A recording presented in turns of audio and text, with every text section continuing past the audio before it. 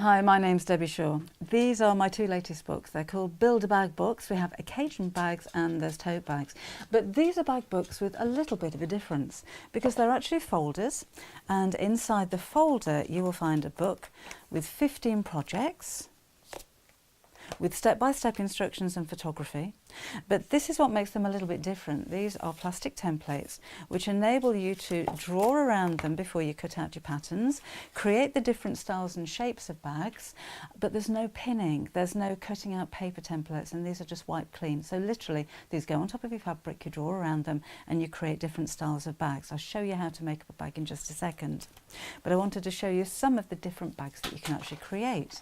So just using one set of templates, this is from the occasion bags, you can create a bag with dimension and with a scalloped flap.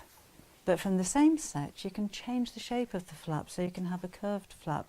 I also show you how you can use this for applique and teach you different techniques like closures and fitting zips and making bag straps and handles.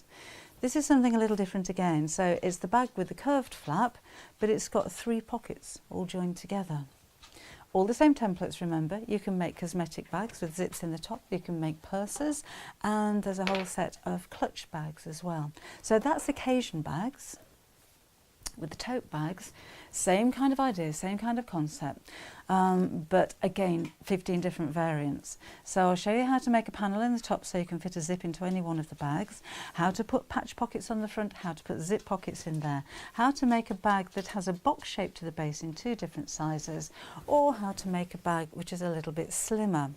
Different types of flaps as well. So you've got the pointed flap there, pockets on the inside, zip pockets on the inside and the outsides.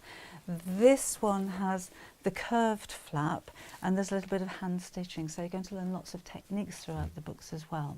So lots of ideas, lots of inspiration. I know you're going to enjoy making up these bags as much as I have.